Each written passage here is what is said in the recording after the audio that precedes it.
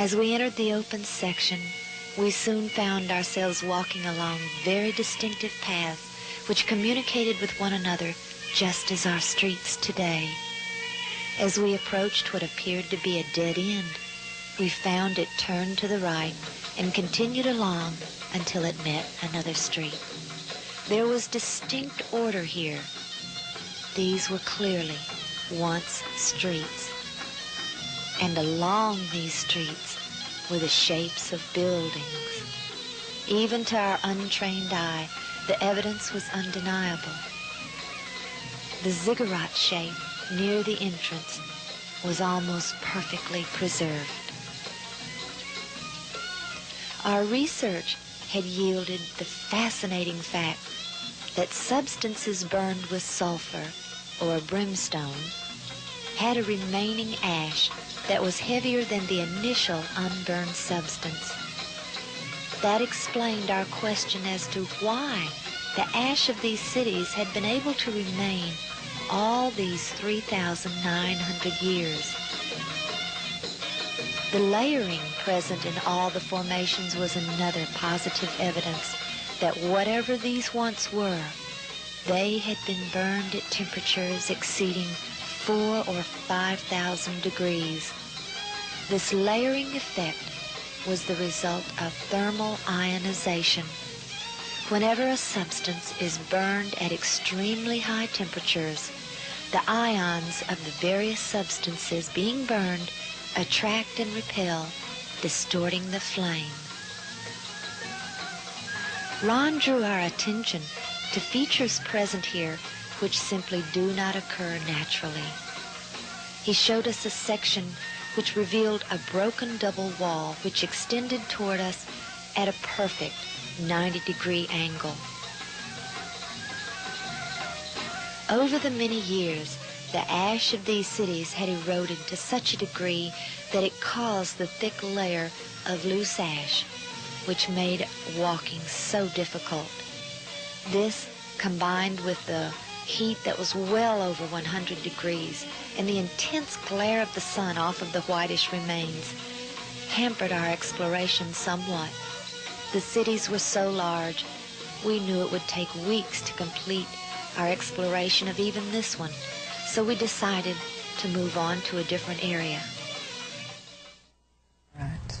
Goodness. You know, I was just under the impression that it was just leveled when the fire came down, but I guess like with what happened to Lot's wife, she turned around, she was turned into a pillar, that these were preserved.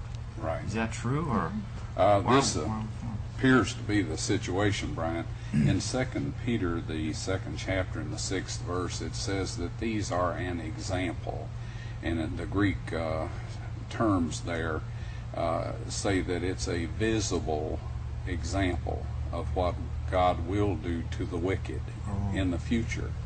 So these people suffered the vengeance of eternal fire. This is in Jude.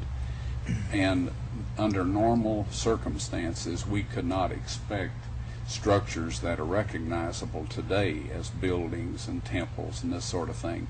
But God has preserved them so that it becomes obvious to those that are willing to see. Okay.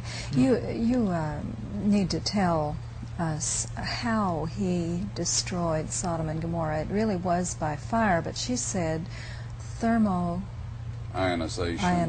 Thermal ionization, that's like nuclear. It has to do with tremendous heat. And of course, the modern method of producing this kind of heat is thermonuclear devices. But anyway, what we have found, and your audience can see in just a moment, Susan, is that there are millions of spheres of sulfur that are scattered all through these ashes, much like pepper in gravy or something. It's just in there like a rain would fall. I think you might grab one of those. Can you pick that up? Bring the plate over, I think. We put these on a wonderful china dish here. All right. Seems kind of strange. These came in varying sized spheres of sulfur. The fact that they assume a spherical shape shows that they came through the atmosphere. Now, volcanoes produce some sulfur, but this is laid out in a strata, never exceeds 30% purity. This stuff is 96% pure sulfur. The other ingredients are metals, which cause it to burn much hotter than just plain sulfur would burn. Each of these spheres are encapsulated with burnt sulfur, showing that all of them were on fire. This could have been accomplished by the friction, heat of the friction as they entered and came through the atmosphere. What would happen if we set a match to that? If you set a match to this, this would burn and chase everybody out of here, because burning sulfur is unparalleled for schmelliness.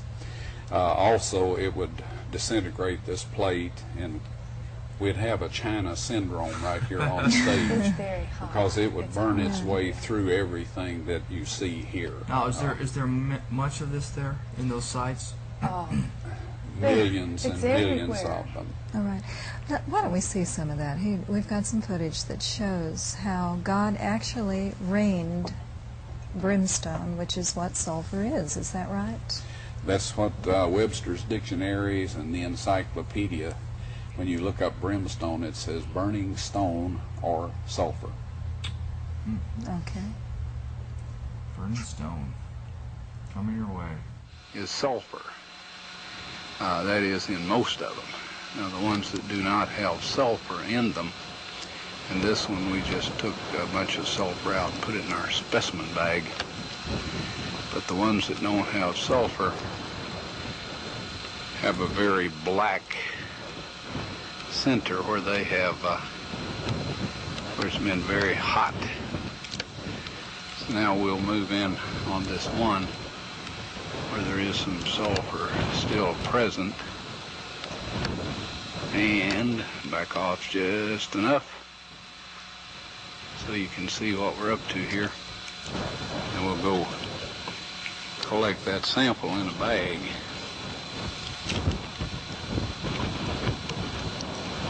Before I started using this knife, it was very, very sharp.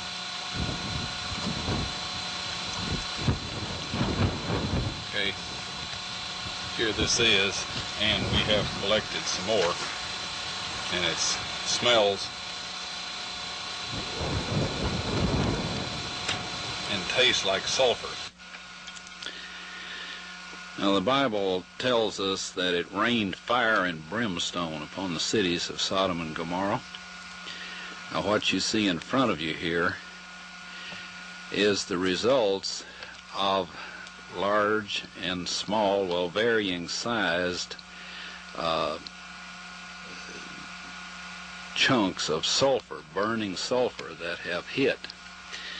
And what we find here is that God rained this burning sulfur down upon this city, and rain is a perfect description of it. It landed just in the pattern that rain would fall, and the stuff, of course, the accumulative heat of all of this upon the city set the entire thing ablaze. The flash point of every material there, metal, stone, of course the people, and everything burned, and this sulfur continued to burn, and it vitrified the material around it after it had burned it all up. Goodness. Now, how much of this did you find around the area? This is just a small piece of that tape, but how much did you find? We found at each of these 5 locations just unlimited quantities of these spheres. They're at all depths. These things would penetrate anything that they hit. They would penetrate stone, wood, even metal. And we have found vitrified gold out there that has been vitrified and like vaporized. Vaporized, exactly. We have found the crystals that gold, when it is vaporized, turns into these salts. And we, of course, found those with our electronic systems. And so we also found parts of human skeletons that were all burnt and gnarled. There is no doubt at all that these are the remains of Sodom and Gomorrah, and that they were burnt with tremendous heat. This happened like 3,000, 4,000 years ago. It wasn't something of that. That's right. It was about the same distance before Christ, back in the BC area, as we are on the after Christ AD period. Why do you think other people had not noticed this, and do people recognize your find as legitimate? Well, there are, you can tell them about.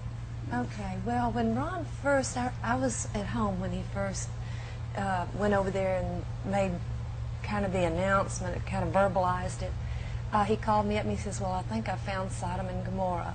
And my reaction was, sure. Yeah, right. And he says, I've been driving past these sites 40 or 50 times because he has to go past them to go to another site he's working on.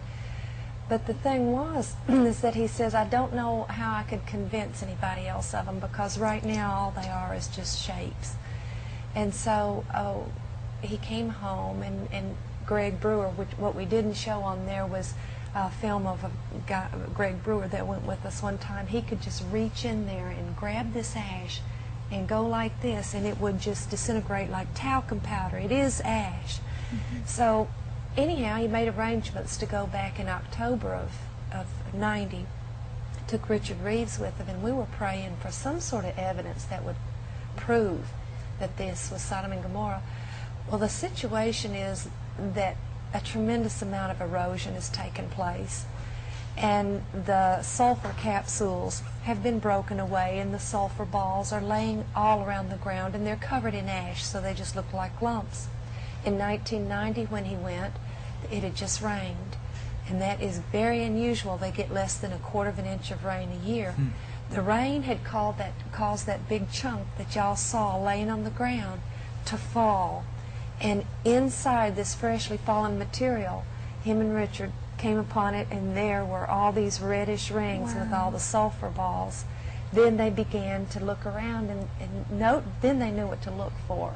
Now, if this is just ash and can crumble in your hand like talcum powder, then why has not that rain or even the slightest amount of wind or anything just totally obliterated all of this? When I was studying all of this, I'm kind of devil's advocate with Ron. When he tells me something, I have to study it out. And so I began studying combustion.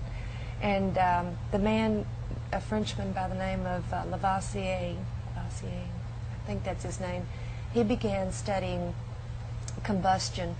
And he noticed that substances that were burned with sulfur had a remaining ash that was heavier than the substance was before it was burned. And that's because the chemical reaction draws in extra molecules from the oxygen. So God arranged to burn this with a substance that would leave a heavier ash than the original materials that were burned, which makes it tremendously heavy, and it is crusty on the outside. Not all of it you can just reach right in there and grab it. On the outside, the weathering has caused it to become kind of crusty, but once you get past that, it's compacted. Is it like petrification, or just more dense, or? It's very dense ash, very, very dense. It burns so quickly. When you burn a piece of wood, it just kind of, the ash kind of spreads out. This was burned so fast, it was burned in place before it had time to expand. And that's why everything just right. Just instantaneously. How long do you think it took for him to, if he rained this down, how long did it take? Was this over days? Well, the Bible says that as in an instant. Yeah. So it was very quickly done. And with all of this sulfur that we see out there, I mean, this had to be an inferno. It would not have taken very long. Almost like the striking of a match. when that Yeah. first That's right. flash. Yes. And the evidence, the fact that all of these, especially when you see these sulfur balls come out of the capsules, they're round. And it says that it rained fire and brimstone from heaven. And anything that comes through the atmosphere ends up rounded because of going through the air. And these are round.